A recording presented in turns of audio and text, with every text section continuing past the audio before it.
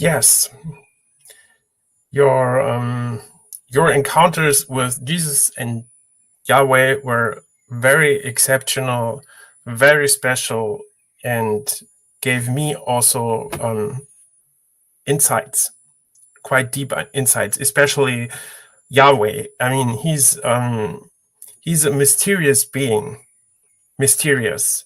People argue about him all the time, who he really is and what is his character. But your experience, to me, it's very authentic, and everything you experienced, it fits completely. It perfectly fits in my picture of what he is, and it even expands the picture, or it deepens my picture from him. And in a very beautiful way, it shows his him being strict, yes, but still loving. And the way he did it and the way you felt it, this is so, I mean, it tells a lot.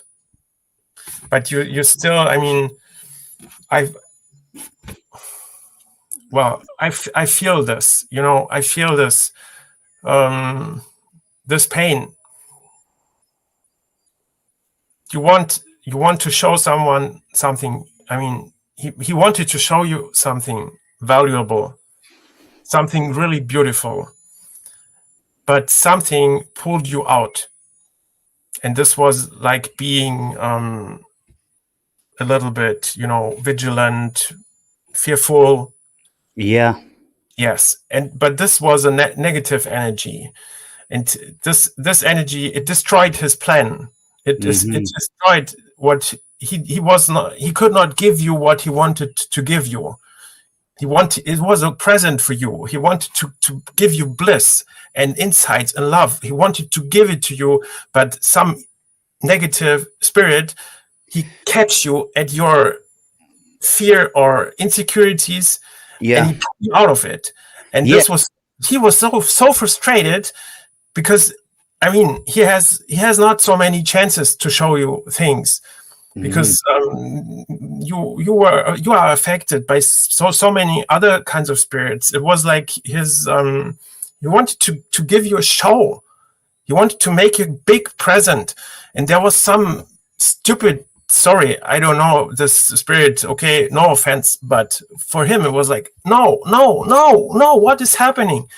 He prepared this. It was a gift for you, and everything was destroyed for nothing. And this was his frustration. And I think this is so typical for God. He's there's a story. Okay, it's a very short story.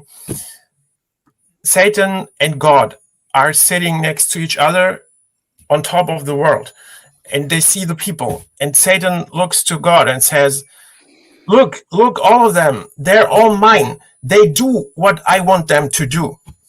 And then he's laughing. And God looks at him and says, well, you're right, but still they belong to me. And Satan says, why do you say that? And God says, well, I love them. And that's the difference. So evil controls us, but God does not want to control us. He expects us. He wants us to do what we want to do, and he hopes for us to come to him freely. But this is obviously not the case. And this is horribly frustrating for him. So evil is just catching and catching and catching. Yes. And God is like giving opportunities, giving options, trying to convince and stuff. But evil is so forceful.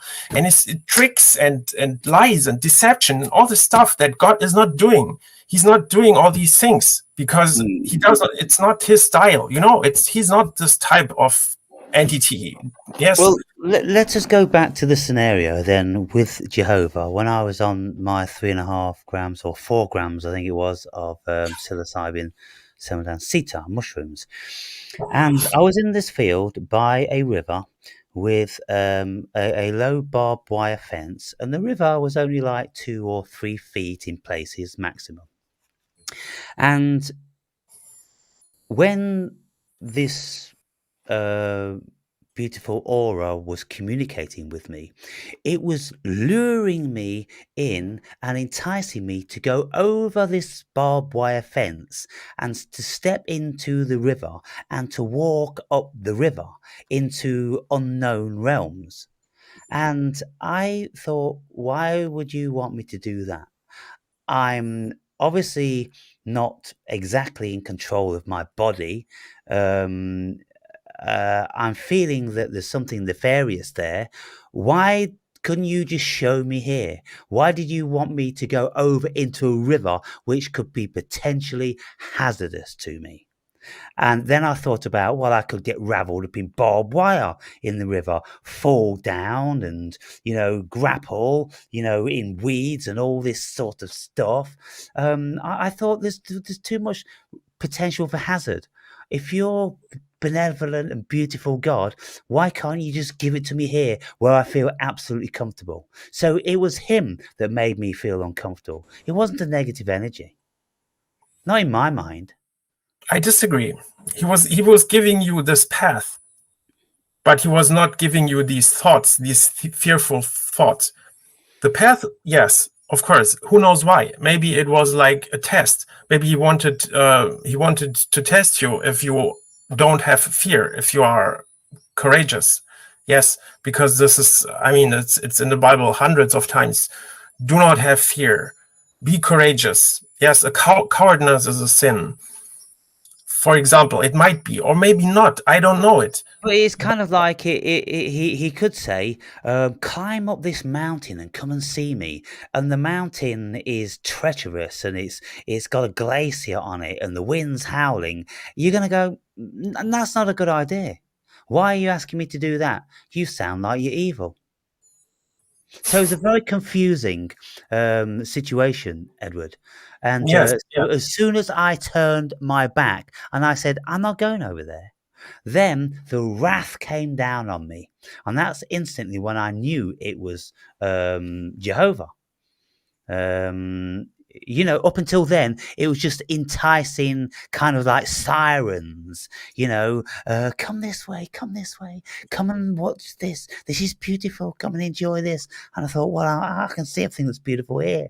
And it was showing me everything that was beautiful for the past 20 minutes or half an hour. But then he wanted me to go outside my comfort realm, outside of my rational thinking realm. And I thought, in my situation now, I'm not doing that.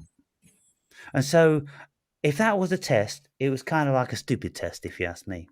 And it spoilt the opportunity which he could have given me if he wanted to show me. Then, of course, for the next 3.5 hours, he was just chastising me like a bully for decrying the love that he's supposed to be and offers in the world. Yes, it was his pain, but still he didn't harm you. It was, of course, it was an unpleasant experience, but this is what it should have been. I mean, So look, that story, Edward. It was so beautiful in the respect that I knew exactly who it was, because that's the exact character that I'd come to know from the Old Testament, and that's the exact character that everybody knows from the Old Testament. The God that proclaims to love you, but will smite you in an instant if you don't do what he wants you to do. A very wrathful God, a very jealous God, a very insecure God. And so I would think that it's the demiurge. And I've often said it's just smacks like the demiurge. And of course, the archons write extensively about the demiurge, because there's one guy called Marcin. He's a Spanish guy. And he wrote extensively about Jehovah being the demiurge. And this guy called Marcin is very, very well studied in biblical scholar realms, because he's a real anomaly which stated, look, You Christians, you think this God is beautiful and benevolent, but look what he does here. Look what he does there. Look what he's done there. And nobody can deny that. What Christians do, they just wash over it. Changing the subject. They won't accept the evil that he's done. And so he's a very complex, paradoxical God. And when you look into the Nephilim and Anunnaki, then you can see that he definitely fits the bill with like one of the Enlil or Enki characters, which is a wrathful god. And so everything about that experience, he did show me beautiful things. He did show me that I was a fool and I would live a life much better if I was much more open to love. But I've been closed to love, Edward, for many, many years because of the